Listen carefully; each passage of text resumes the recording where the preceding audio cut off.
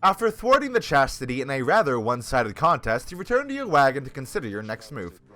An adequate performance back there. Adequate? Yes, adequate for the next part of our plan. Go, have your reader there consult the stars. See where they take you next. I'll give you a hint. It's further north. It's going to be high up. Did this knight hear you say, high up? And it's going to be cold. We'll see. Come on, my friend. Let's have a look outside then. Yeah, I think he probably partook in the rites, and that's how he knows where we're going, right? That plan Wolfred mentioned. I just want you to know, I don't know what he means. We're here because we're going to be free again. We won't be living out our days as exiles. That's the only plan as far as I'm concerned. But there's always a catch, right? We'll see what Wolfred has to say. Anyway, I'll leave you to it. No matter what, we're getting closer, thanks to you. Alright, he is correct. That one looks different. Oh, sorry? Is that where the voice is at?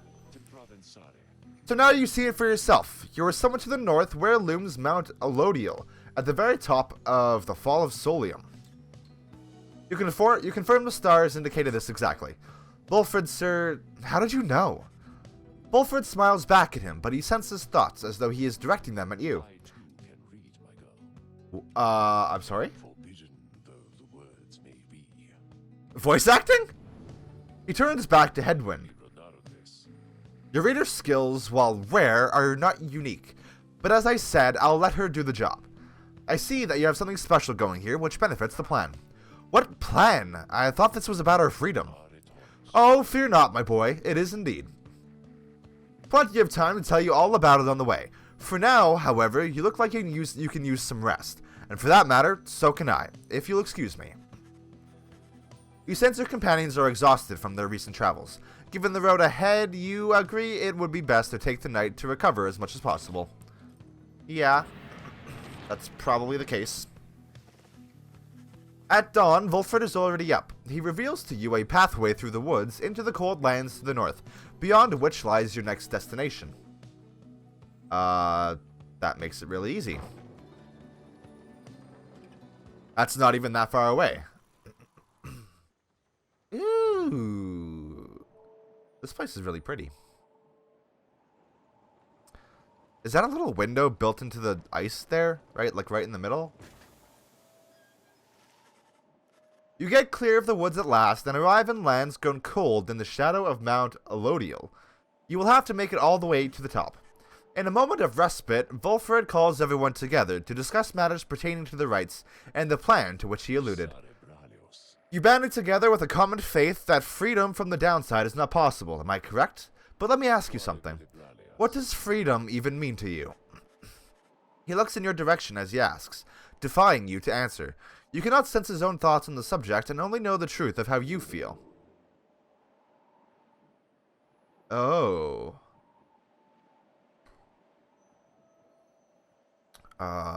What does freedom mean to me?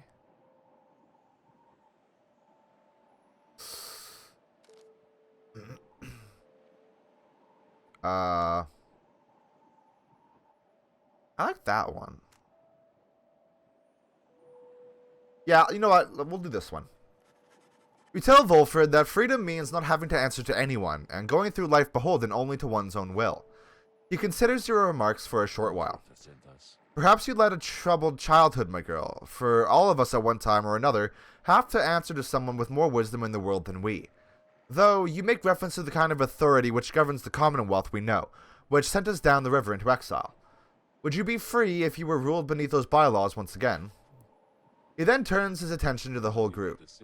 Now, let me tell you all what freedom means to me. Freedom means to live life without fear.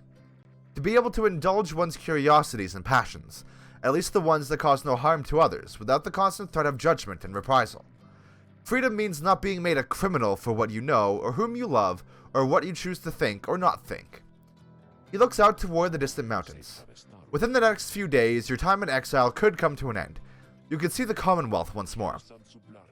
And you would be exalted there, given the highest honor, the opposite of how you got here. But you would not be truly free, I think. At the least, you would become complicit to an ancient system that would deign to cast down others such as you. It is a system whose well-intentioned founding principles have long been lost, and the 8 scribes, if they are out there still, have made quite clear they shall not intervene firsthand. That is where you come in. He turns to you and everyone again, looking to each of you. Long have I wished to gather such a group, that, together, you might see that seeking freedom only for yourselves is too modest of a goal. You share a higher calling now.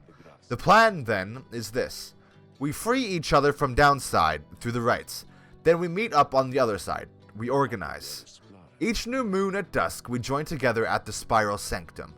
We need as many of us there as possible. My agents on the other side shall explain the rest. You're plotting a revolt. Just so. I am asking a lot. You do have other options. Deceit, however, is not one of them. The reader and myself, you know by now we can see through it. But you need not be a part of this, nor is it in my interest to coerce you. You may go your own way if you wish, live out your remaining days here like so many others. So, if anyone among you prefers that, if you cannot see yourself continuing to strive together in the Commonwealth as you are doing here, then speak now. Wilfred pauses for a time, examining each member of the group. No one stirs. Very good. Some of you consider yourselves friends, some others not. But all of you are bound together through the rites, and are integral to our plan. Remember that. You seek true freedom? You will not find it waiting for you in the Commonwealth. But together you can bring it about, both for yourselves and others. That is my promise. This game took a cool turn. Then he lets out a long breath. That's it. I ask you all to think on this, and let's reconvene along our journey to the summit. Wilfred turns toward the mountains, leaving you to consider what he said, and plot the Wagman's northward path.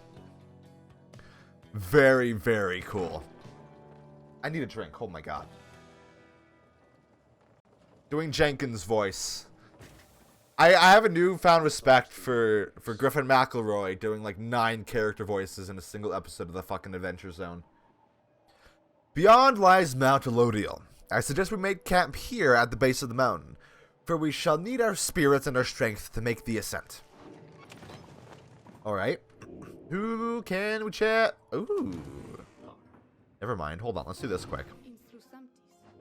Yeah, I'm going to request a scribe trial.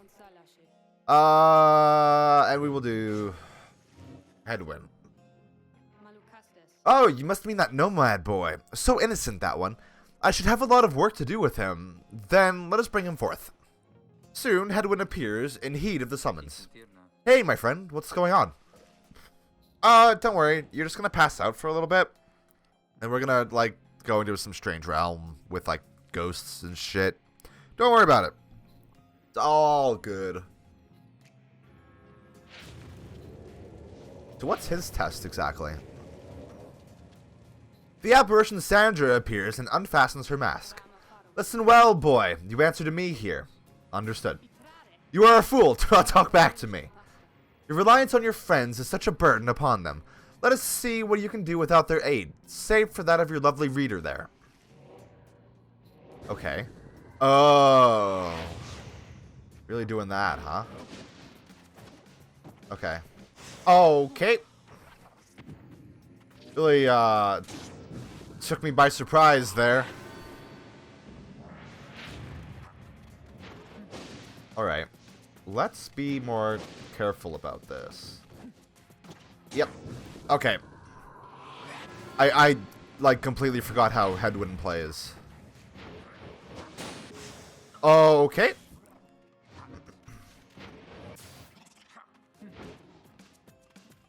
He plays like that.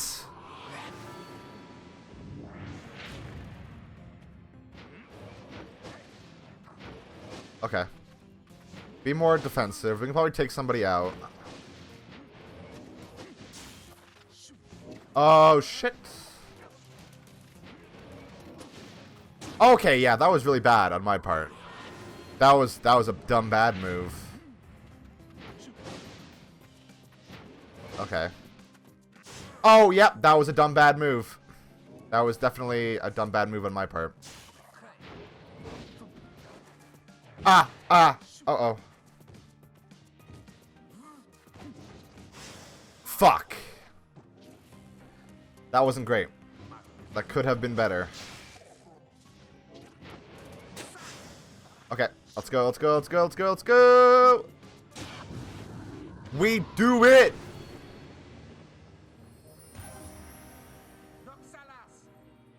Is that his voice? What a weird voice. We did it! It seems you did indeed, boy. Your performance was sufficient, and you passed my test. Thus, congratulations are in order, to you and to your lovely reader. Now, farewell. I'm really glad she thinks I'm lovely. That's nice. She's nice. I like Sandra a lot.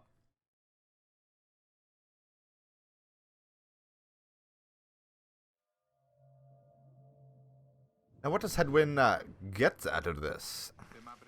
Good to be back after all that. Say, what's that you have there? Gold's Bracer.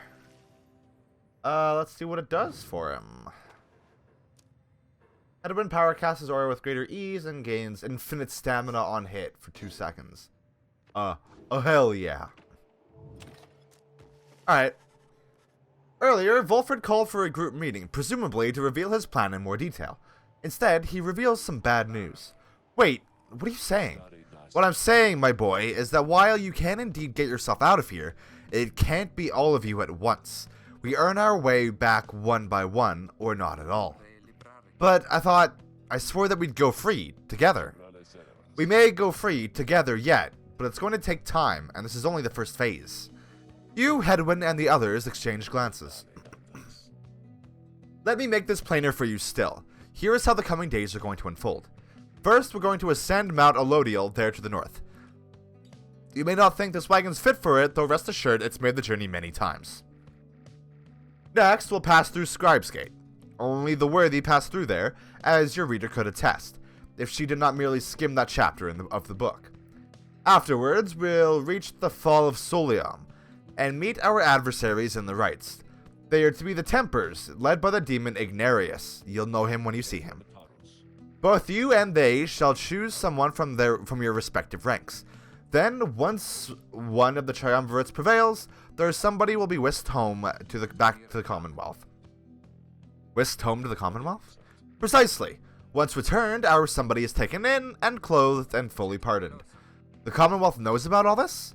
The same Commonwealth that says a sentence into exile is forever, and freedom from the downside is impossible? Many of these details the scribes themselves wish to be kept secret. Former exiles and the leaders of the Commonwealth alike have good incentive to protect those secrets well. So then that's it? We climb the mountain, someone goes back, and everyone else stays? For most of those participating in the rites, yes, that's it. But I like your connotation, and indeed, for us, that isn't it at all. If one of us returns, it shall be just a step along our path. However, let's let that sit for now. Gather your strength. We'll talk again on our way up. Volfred leaves the rest of you to consider what he said. You have time now for your vocations. At dawn, you shall begin your ascent of Mount Elodiel. We should train Pamitha. Because she's like almost at level 3.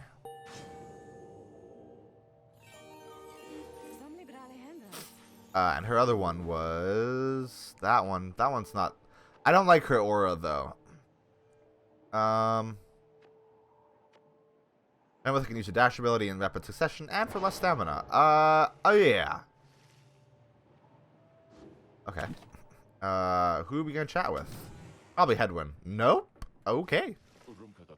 There you are, my girl. There was something which I wanted to discuss with you in private.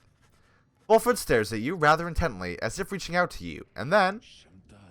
You do know what it means to be a reader? Those such as we are not limited to reading pages from a book. Though your ability in this, I sense, is nascent still. Mere flashes, uncontrollable.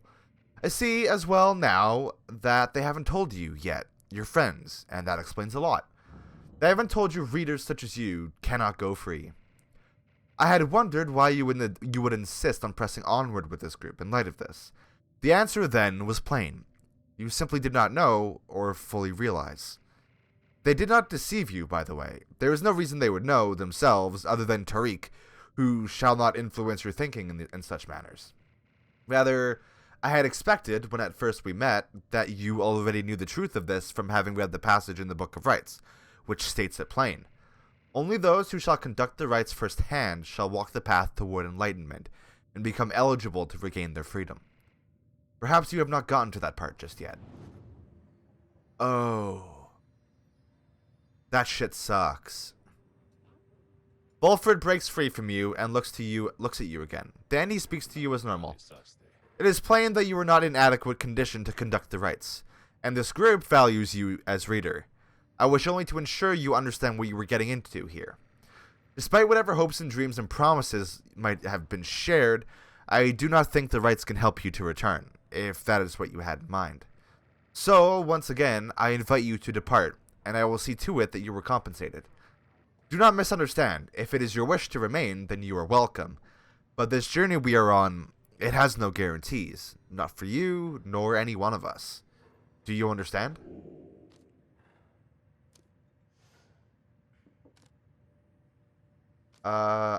Say you don't care. The warning is of little consequence to you. You have always known those keen to warn against one course of action or another.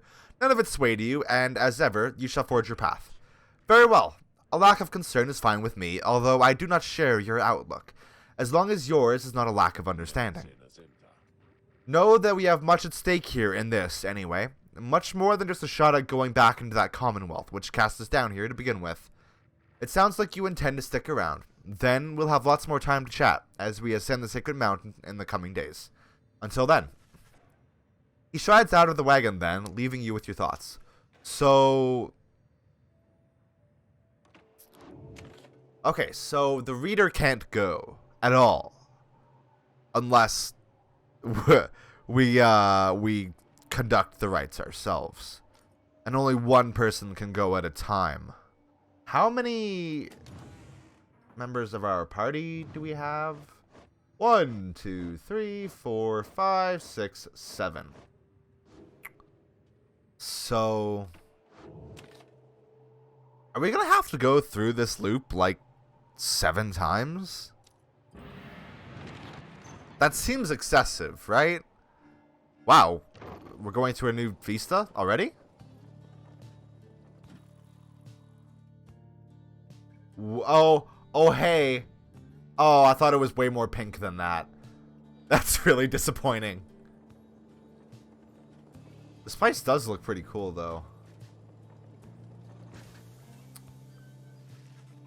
Here before you lies Mount Elodial, stretching far beyond your line of sight. Somewhere upon this mountain lies the only place from which you can escape the downside. Your companions gather round again before Volfred, and who stands tall as ever. Whether from the cold air or the subject now at hand, you sense a tension in the air. Now then, you all have many questions, no? I've done a lot of talking, so go on, ask away. But there is only silence. One question stands out in your mind, which you refrain from asking yet. If only one of you is to go free at first, who shall it be? Go on now, don't be shy. Who first? Questions. Why us? Why you indeed, madam. That I can explain. You've seen the sort you stand against as adversaries in the rites. What is it that they want, do you suppose? They want their freedom back, of course. They'll settle for it on the Commonwealth's own terms. They'll gain their freedom and some cushy new responsibilities. Perhaps then they'll have a hand in sending still more exiles here to join us. Think on it. The Commonwealth rose from the ashes of a fallen empire thanks to the efforts of the first exiles who escaped this place via the rites. It is the Commonwealth's first and proudest tradition to honor those ones who live to redeem their transgressions. They have a certain wisdom, do they not? But as for you, I have been looking for a certain set of dispositions for a good length of time. All I needed was for somebody appropriate to show up and to listen. So, I planted many little eyes and ears throughout this land, whispering hints of this, absurd as it may sound. Took someone with a certain faith and creativity to go for it. That someone proved to be Headwind over there. He was tasked with seeking 2 trustworthy allies, an old buried wagon and a reader. He was invited to bring others for the ride, all different sorts. Gather enough help and he and his friends could be free. Oh, so what I'm getting from this is that he means to mirror the 8 scribes. Long story short, but you know much of the rest. So then, why you? because I've reason to believe you're not the sort to play right back into the Commonwealth's old hand. The rights, as you have seen, are quite exclusive. You are imposters in this little party. You could be the ones to break it up. Now then, more questions. Your head is beginning to spin. You can excuse yourself or keep listening. Yes, this is important. Wolfred's explanations are a lot to take in, though you feel compelled to absorb as much of what he is willing to tell you at this point. He prompts for further questions when Jodariel raises her voice again. Hold, you mistook my meaning. I understand your plan. Still, I wish to know, why us? Why are we, among all others, chosen for this liberation rite? Ah, I see. Well, but that is simple, really, madam. You are chosen. You are qualified, I should say. Because, as the expression goes, 'tis what the scribes ordain. Though, in this case, the expression is quite literally true. When the Eight created the rites, each one of them anointed certain other exiles to participate on their behalf. Exiles who showed some promise of redemption. The triumvirates that they formed have stood the test of time, replenishing their numbers as their individuals moved on or passed on. You've met them as they are today, the accusers, the withdrawn, and so on. The 8 scribes also formed a special group against which all the others would be judged. That group they called the Nightwings. You bear their books, wear their masks and raiments. You need but show up to the rites, you see. The others erstwhile jockey for position for a chance to take you on. Yeah, well, what if we don't? What if we don't show up? Then you would deny yourselves a chance at freedom, and deny it, also, to your adversaries. Victory means nothing in a common right, then? Participation is all that matters? Not so, madam. Only the enlightened may regain their freedom. While failure can be an excellent teacher, the scribes do favor the victor. So, you see, those who do not conduct the rites, or do not prevail in them sufficiently, they may find themselves barred from the liberation rites, but these are technicalities. The Nightwings disbanded 3 years ago. Since then, no one has gone free. Yet still, the other triumvirates pressed on, with fleeting hope that one day you'd be back. It's been a heavy price to pay in all of this. Now, if you'll excuse me, we'll talk again some other time. Huh. So, like, we're a hard, fast rule for the rights.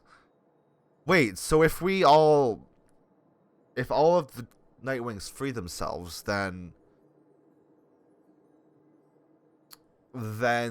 they will attempt to write it so there's no exiles anymore, I guess? Some murmur to themselves about all this as Volfred takes his leave. Others reconnoiter pathways leading up the mountain and present you with some options.